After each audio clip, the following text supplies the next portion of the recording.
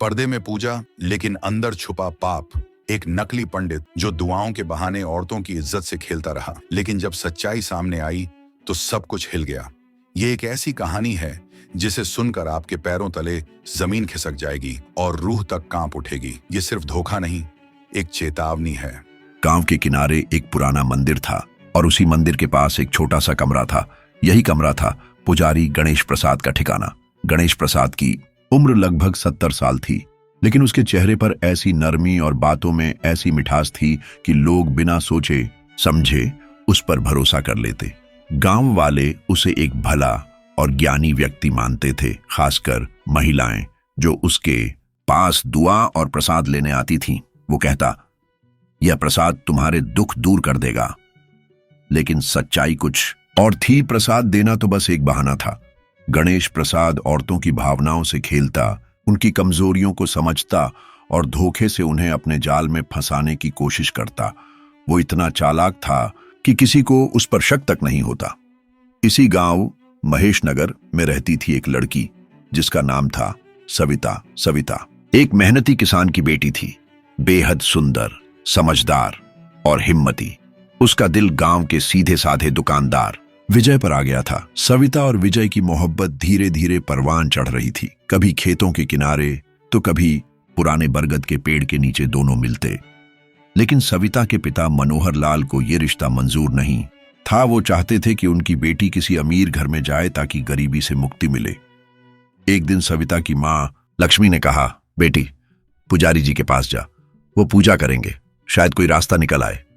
सविता को ये बात अजीब लगी। उसने सुना था कि कुछ महिलाएं जब पुजारी के पास गईं तो वापस लौटने पर कुछ बदल सी गई थीं, चुपचाप और गुमसुम। मगर मां की बात टालना आसान नहीं था और सविता मान गई। बारिश वाले एक दिन वो मंदिर की ओर चल पड़ी। नीली साड़ी पहने, चेहरा बारिश की बूंदों से भीगा हुआ और दिल बेचैन। पुजारी ने मुस्कुराकर कहा, आओ बेटी, क्या परेशानी है? सविता ने धीरे धीरे अपनी मोहब्बत की कहानी सुनाई। पुजारी बोला, मेरे पास एक विशेष पूजा है जो तुम्हारी जिंदगी बदल देगी, मगर यह पूजा रात को अकेले में करनी होगी, किसी को मत बताना। सविता चौंकी और बोली, क्या ये दिन में नहीं हो सकती? पुजारी हंस पड़ा, नहीं बेटी, चमत्कार तो रात में ही होता है। घर आकर सविता ने विजय को सब कुछ बता दिया। विजय गुस्से में भर गया और बोला, यह आदमी सही नहीं है, हमें कुछ करना होगा। सविता ने कहा, अगर हम चुप रहे तो और भी लड़कियां इसका शिकार बनेंगी, हमें इसका सच सामने लाना ही होगा। दोनों ने एक योजना बनाई। सविता रात को मंदिर जाएगी, लेकिन इस बार अकेली नहीं। विजय गांव का पंच कृष्णा और उसका दोस्त अर्जुन मंदिर के पास छिपकर मौजूद रहेंगे। रात हुई, सविता मंदिर पहुंची। पुजारी ने मुस्कुराते हुए उसका स्वागत किया। पूजा शुरू हुई, प्रसाद दिया गया, लेकिन पुजारी की नजरें कुछ और ही कह रही थीं। जैसे ही उसने सविता का हाथ पकड़ने की कोशिश की, सविता ने जोर से चिल्ला दिया, ये क्या कर रहे हो पुजारी जी? उसी पल विजय, कृष्णा और अर्जुन कमरे में दाखिल हो गए। पुजारी घबरा गया, भागने की कोशिश की, लेकिन गांव वालों ने उसे पकड़ लिया। सविता ने सबके सामने पुजारी का सच बताया। फैसला हुआ, गणेश प्रसाद को गांव से बाहर निकाल दिया गया। इस घटना के बाद सविता की हिम्मत की चर्चा पूरे गांव में होने लगी। उसके पिता ने भी विजय से उसकी शादी स्वीकार कर ली। शादी के दिन विजय ने सविता को चांदी का कंगन पहनाया, एक ऐसा बंधन जो भरोसे और प्यार पर टिका था, किसी धोखे पर नहीं। शादी के बाद सविता ने गांव की महिलाओं को सिलाई और कढ़ाई सिखाना शुरू किया और विजय ने अपनी दुकान को और आगे बढ़ाया। दोनों की जिंदगी सुकून और खुशियों से भर गई। लेकिन कहानी यहीं खत्म नहीं हुई। पुजारी गणेश प्रसाद गांव से तो चला गया, पर उसके मन में बदले की आग अब भी जल रही थी। उसने ठान लिया था, वो एक दिन लौटेगा, दिन लौटेगा। 1 साल बाद गांव में फिर हलचल मच गई। गांव के पास ही एक नया पुजारी शंकर दास एक आश्रम में आकर रहने लगा। उसकी उम्र भी लगभग 70 साल थी। चेहरा आकर्षक था और बातों में गजब की मिठास। वो महिलाओं को प्रसाद देता और कहता, आपके सारे दुख दूर हो जाएंगे। गांव की कई महिलाएं उसकी बातों में आकर उसकी ओर खींचने लगी, लेकिन जब ये बात सविता तक पहुंची तो उसका दिल बेचैन हो गया। उसने तुरंत विजय से कहा, मुझे शक है ये कोई नया पुजारी नहीं, ये वही गणेश प्रसाद है जो अब नए नाम और चेहरे के साथ वापस आया है। विजय ने मुस्कुराकर कहा, सविता, अब तो तुम हर नए बाबा को देखकर शक करने लगी हो, पर कोई बात नहीं, हम इसकी सच्चाई जरूर जानेंगे। सविता ने अपनी समझदार और बहादुर दोस्त प्रीति को साथ लिया। प्रीति ने सादा सी साड़ी पहनी और परेशान चेहरा बनाकर शंकरदास के आश्रम पहुंची। उसने कहा, मेरी शादी टूट चुकी है, कृपया मेरी मदद कीजिए। शंकरदास ने उसे प्रसाद दिया और कहा, रात में अकेले आना, एक खास पूजा करनी होगी। प्रीति ने जाकर सारी बात सविता को बताई। अब शक यकीन में बदल चुका था। सविता ने विजय, प्रीति और गांव के बुजुर्गों को भरोसे में लिया और फैसला किया कि इस बार उसे भगाना नहीं बल्कि पुलिस के हवाले करना होगा। सविता ने एक पुरानी साड़ी पहनी, चेहरा ढक लिया और आश्रम पहुंची। उसने रोते हुए कहा, मेरी शादी को 1 साल हो गया, लेकिन पति अब ध्यान नहीं देता, कुछ कीजिए पुजारी जी।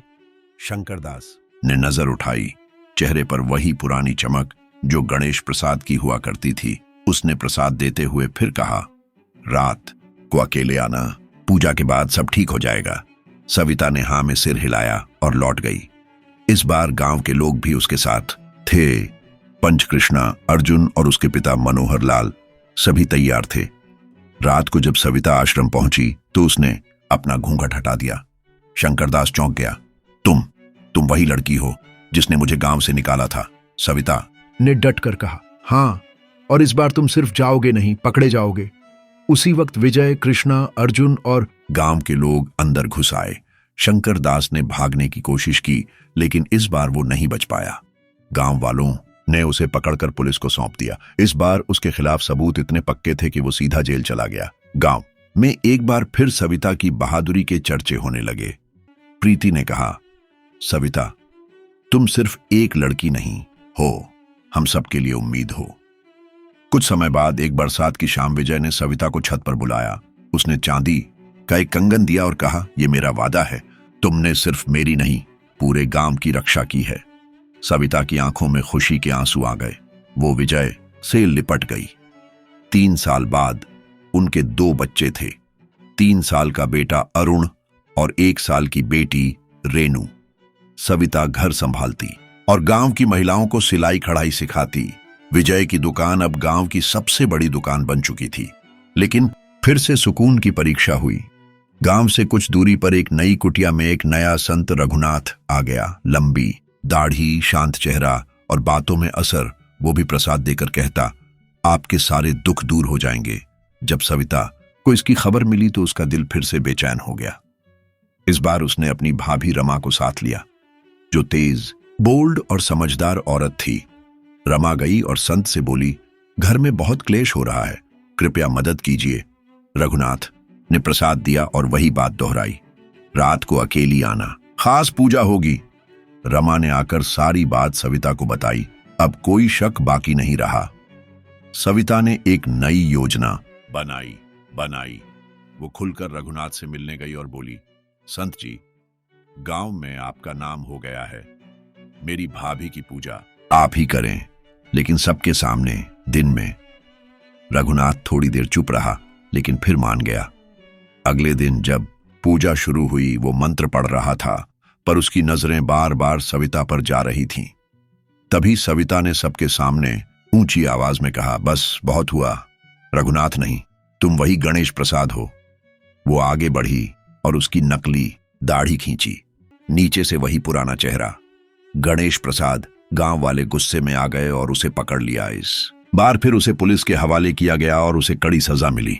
सविता की बहादुरी की कहानी अब पूरे इलाके में फैल गई। औरतों ने सीख लिया, न कोई प्रसाद किस्मत बदलता है, न कोई झूठा पुजारी। अगर सच्चाई और हिम्मत साथ हो तो कोई धोखा काम नहीं आता। सविता और विजय अपनी सच्ची मोहब्बत की जिंदगी जी रहे हैं, जहां भरोसा है, सच्चाई है और एक दूसरे का साथ है।